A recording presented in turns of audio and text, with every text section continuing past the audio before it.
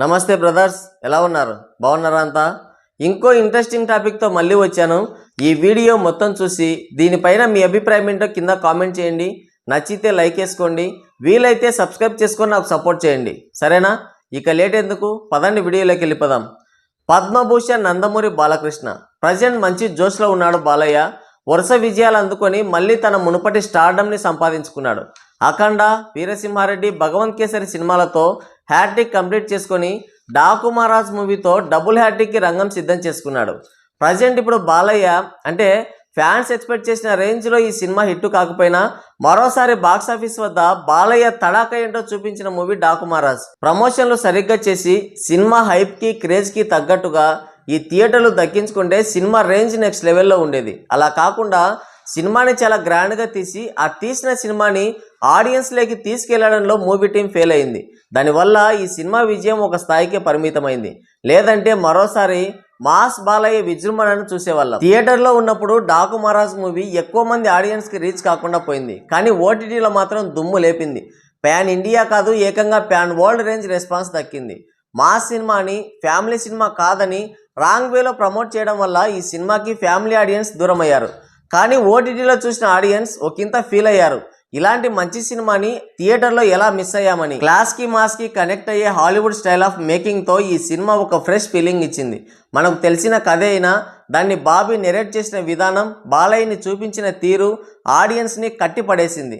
ఇంకోటి, దీనికి తోడు బాలయ్య యాక్షన్, స్క్రీన్ ప్రజెన్స్ ఈ సినిమాని నెక్స్ట్ లెవెల్లో నిలబెడితే తమన్ బీజిఎం బాలయ్య హీరోయిజంని నెక్స్ట్ లెవెల్లో ఎలివేట్ చేసింది. అందుకే ఓటీటీ రెస్పాన్స్ అదిరిపోయింది. ఫస్ట్ వీకెండ్కే 3 మిలియన్ వ్యూస్కి పైగా రాబట్టి దుమ్ము దుమారం చేసింది. ఏకంగా 18 దేశాల్లో నెంబర్ 1గా ట్రెండింగ్ అయింది ఈ సినిమా.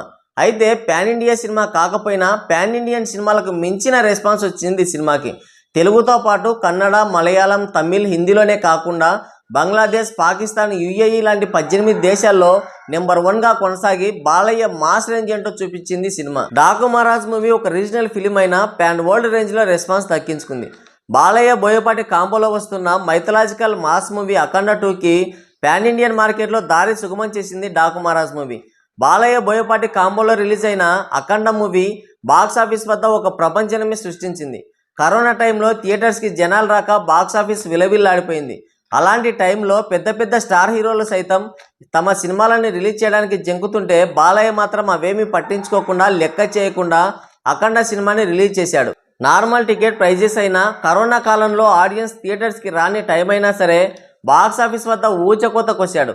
అసలు ఒక హిట్ కూడా లేక అల్లాడిపోతున్న బాక్సాఫీస్కి అఖండ విజయాన్ని కానుకగా అందించాడు. అఘోరాగా ఒక ప్యూర్ మాస్ లుక్లో 2 విభిన్నమైన పాత్రలు పోషించి ఆడియన్స్ని సర్ప్రైజ్ చేశాడు బాలయ్య. అలాంటి బ్లాక్ బస్టర్ సినిమాకి సీక్వెల్గా అఖండ 2 తీస్తున్నారు.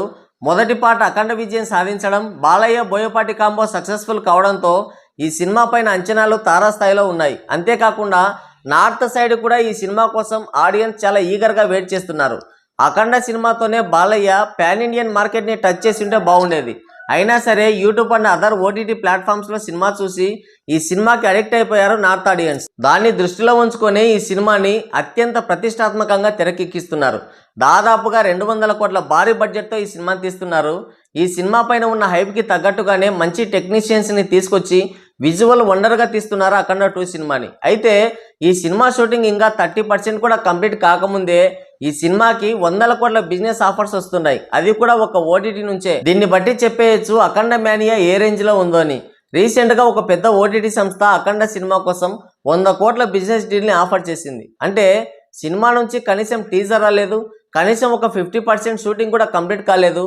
అయినా సరే 100 కోట్ల బిజినెస్ డీల్ ఆఫర్గా రావడం అంటే ఇది బాలయ్య మాస్ మ్యానియానే చెప్పాలి. సినిమా పైన ఉన్న హైప్ ఏ రేంజ్లో ఉందో చెప్పడానికి ఈ ఒక్క చిన్న ఉదాహరణ చాలు.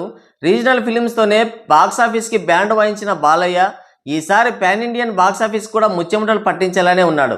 బాలయ్య హవా ఇలా నడుస్తుంటే మరోవైపు మెగాస్టార్ చిరంజీవి హవా తలకిందులుగా పరిగెడుతుంది. రీఎంట్రీ తర్వాత సరైన హిట్టుకు నోచుకునే చిరంజీవి ఒక్క హిట్టు కోసం నానా తంటాలు పడుతున్నాడు.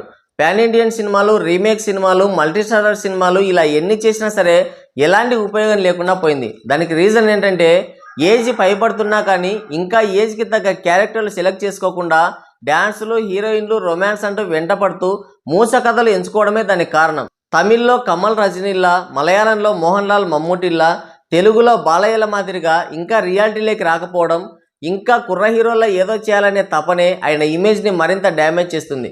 చివరికి అది ఎక్కడికి వెళ్ళిందంటే కనీసం ఐబొమ్మ మూవీ రూల్స్ కూడా ఆయన సినిమాల్ని పైరసీ చేయడం లేదు, ఆయన సినిమాని కొనడానికి బయ్యర్లు ముందుకు రావడం లేదు. అంటే చిరంజీవి ఇమేజ్ ఏ స్థాయికి దిగజారిందో ఇక మీరే అర్థం చేసుకోండి. కనీసం వన్ టైం సెటిల్మెంట్ కింద సినిమా అమ్ముతామన్నా బయ్యర్లు ఎవరు ముందుకు రావడం లేదు.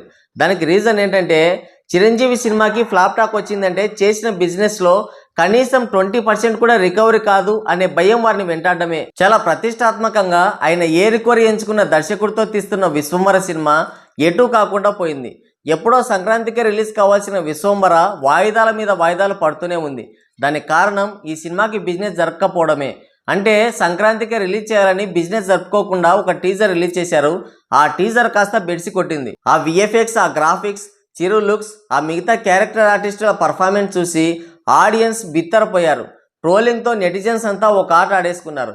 చిరు స్టోరీ సెలెక్షన్ పైన, ఆయన కాస్ట్యూమ్స్ పైన తీవ్రమైన విమర్శలు వచ్చాయి. అప్పటికే ఆచార్య, బోలాశంకర్ లాంటి అల్ట్రా డిజాస్టర్లు ఇవ్వడం, ఈ విశ్వంబర సినిమా టీజర్కి ఒక నెగిటివ్ ఫీడ్బ్యాక్ రావడంతో ఈ సినిమాని కొనడానికి బయ్యర్లు ఎవరు ముందుకు రాలేదు. దాంతో ఈ సినిమా షూటింగ్ కంప్లీట్ అయినా బిజినెస్ జరగక ఇంకా రిలీజ్కి నోచుకోలేదు. అయితే మెగాస్టార్ చిరంజీవి సినిమా బిజినెస్ జరగక రిలీజ్కి నోచుకోకపోవడం ఒకంత ఆశ్చర్యానికి గురి చేసింది ఇండస్ట్రీని.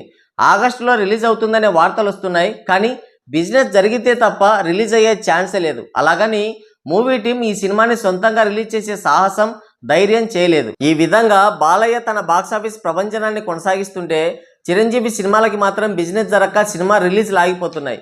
బాలయ్య, చిరంజీవి ఇద్దరు కూడా టాలీవుడ్ ఇండస్ట్రీకి రెండు కళ్ళ లాంటి వాళ్ళు. అయితే ఒకరలా మరొకరిలా మిగిలిపోయారు.